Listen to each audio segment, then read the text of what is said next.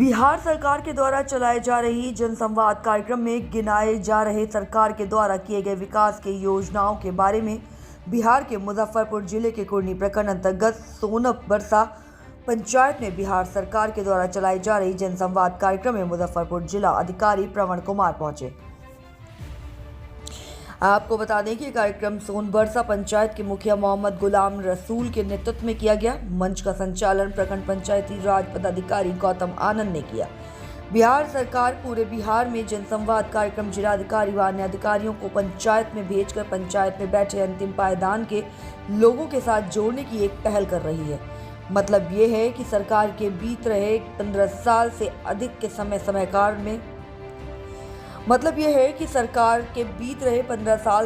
समय कार्यकाल में कितना विकास हुआ है या कितनी त्रुटि रह गई है, इस सारी बिंदुओं पर ध्यान केंद्रित करते हुए जनसंवाद कार्यक्रम किया जा रहा है। साथ ही जनप्रतिनिधियों के द्वारा विकास की गति कैसे बढ़े, इस संदर्भ में मार्गदर्शन भी लिया जा रहा है।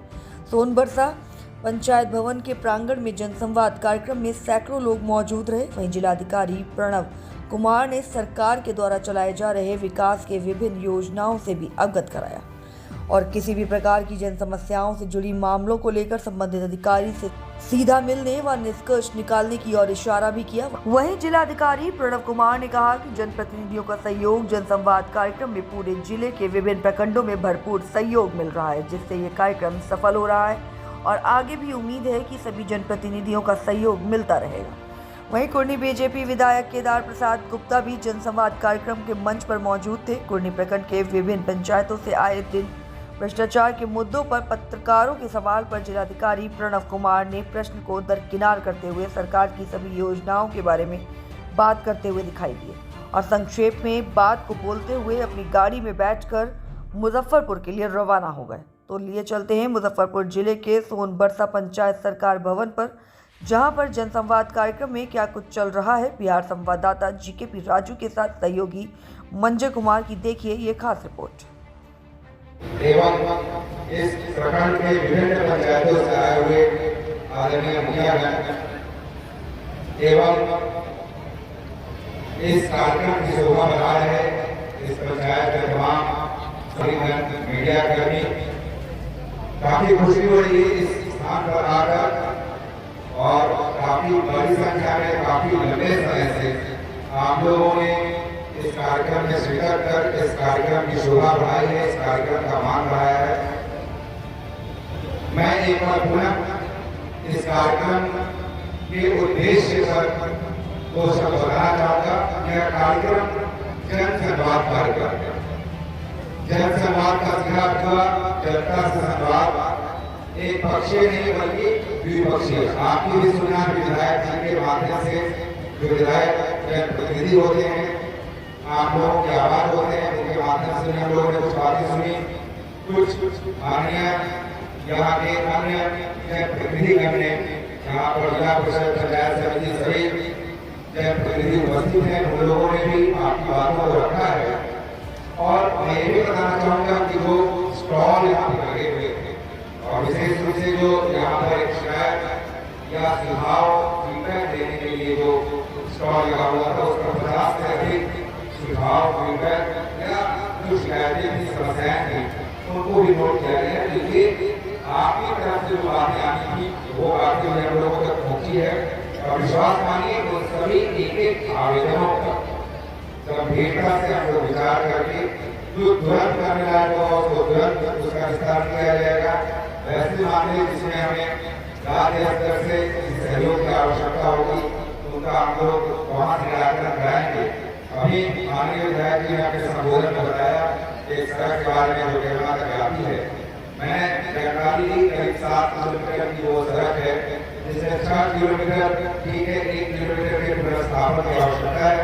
इसको हम लोग लगातार फॉलो करके उसकी राशि की व्यवस्था कराकर उसको तुरंत पुनर्स्थापन कराने का कार्य करेंगे।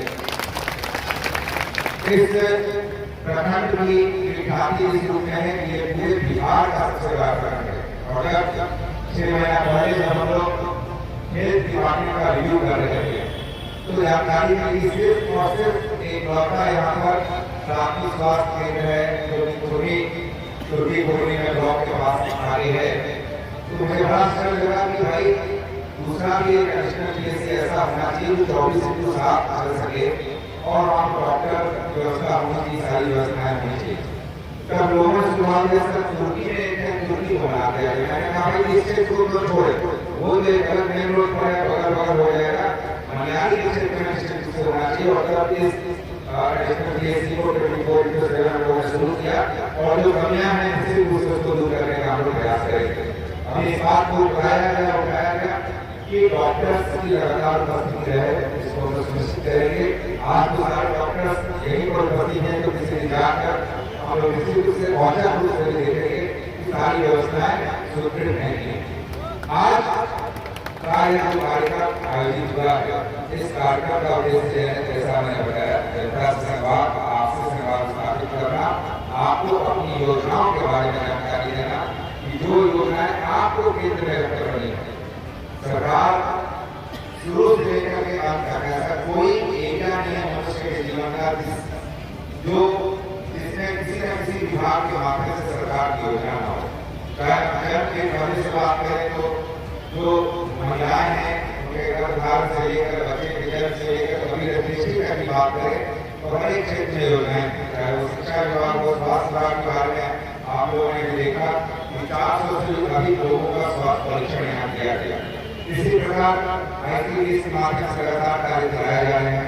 पंचायती राज की विभिन्न स्कीम्स चल रही हैं और माननीय मुख्यमंत्री जी ने ये निर्णय लिया कि हर एक पंचायत में पंचायत सरकार भवन का निर्माण होगा। और मुझे बड़ी खुशी है कि हम लोगों ने पूर्वी प्रखंड के सभी मुखिया लोगों के साथ बैठक की तो सभी लोगों ने बड़ा आश्वस्त किया और भरोसा दिलाया कि हर जगह जगह उपलब्ध कराई जाएगी और पंचायत सरकार भवन का निर्माण कराया जाएगा।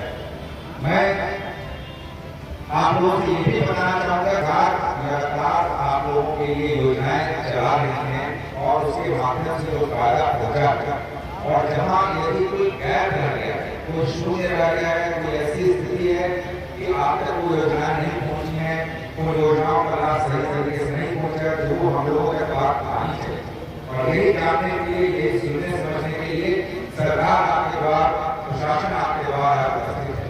इस जनसंवाद के माध्यम से हम लोग आपकी बातों को भी हम लोगों ने देखा जाना, विभिन्न आवेदनों के माध्यम से जाना, लेकिन सरकार को भी आप लोगों तक पहुँचाना है।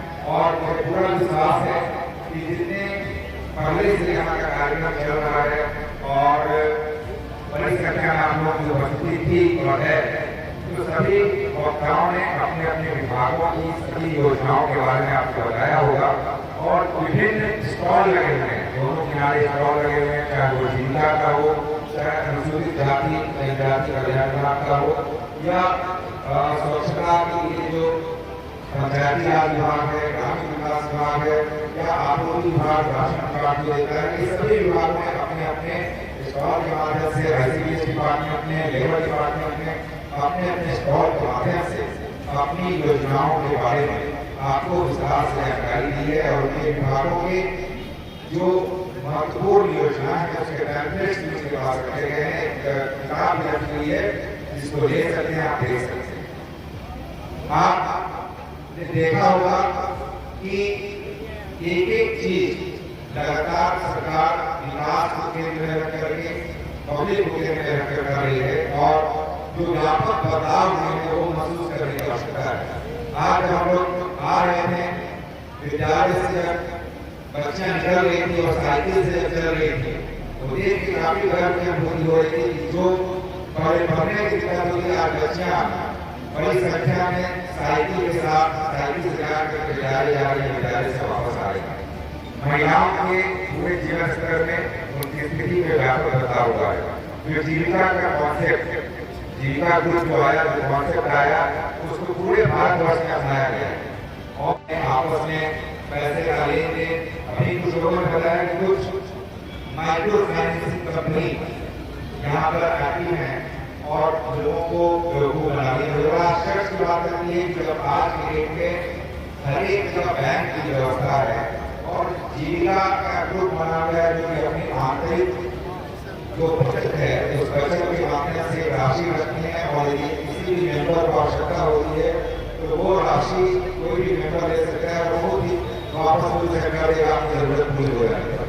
तो माइक्रो फाइनेंसिंग कंपनी जो है करने की आवश्यकता कहीं से नहीं है, फिर भी इसमें लोग जांच कराएंगे कि इस तरह की स्थितियां कैसे उत्पन्न हो रही है।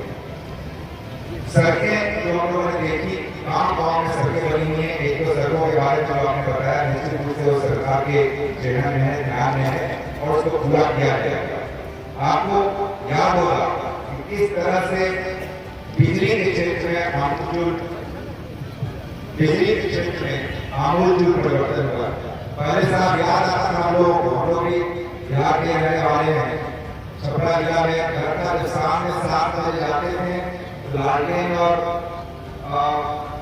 लैंप लगाकर, और नहीं तो बहुत कुछ संपन्न है तो एक एरिया कनेक्शन उसमें इन्वर्टर मिलते संपन्न है, तो नहीं है तो फिर उसने जनरेटर का कनेक्शन ले लिया और कहीं एक बल्ब एक पंखा जला दिया।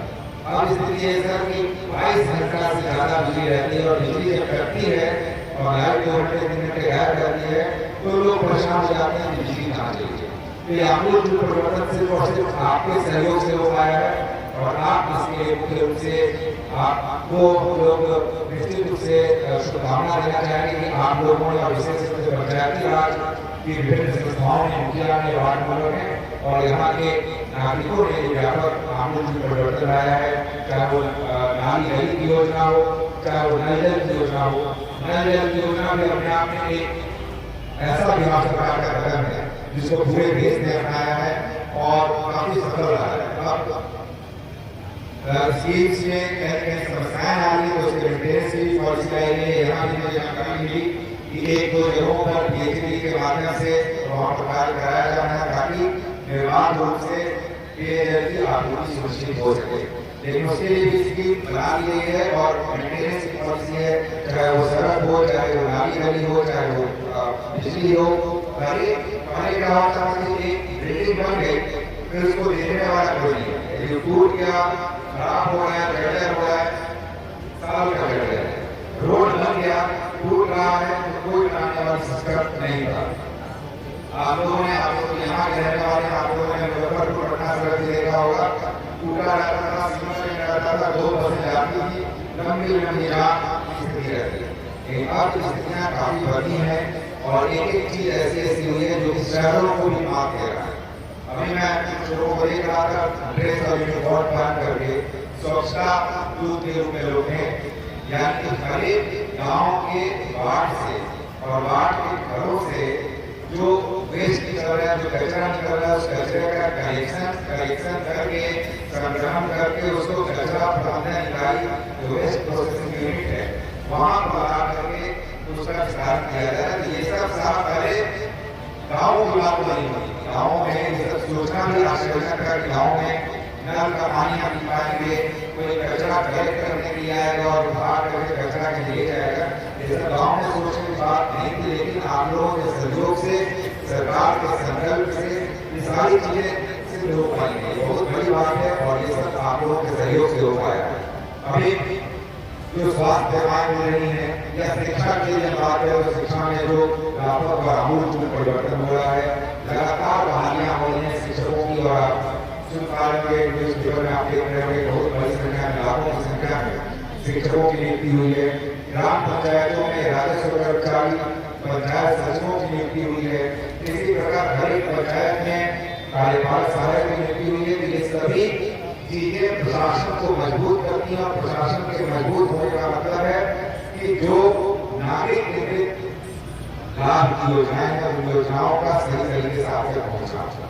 राशन कार्ड के बारे में सरकार ने निर्णय लिया कोविड के समय में, जब काफी बड़ी संख्या में हमारे भाई बंधु बाहर के राज्यों से लौटे और स्थिति थी राशन काम कम था, राशन की बात की, बहुत ही बड़ी संख्या में राशन कार्ड बनाया गया और एक पंचायत को संतृप्त कर दिया गया। स्थिति है कि लगभग हर एक व्यक्ति के पास राशन कार्ड है जो भी उसके लिए योग्य है।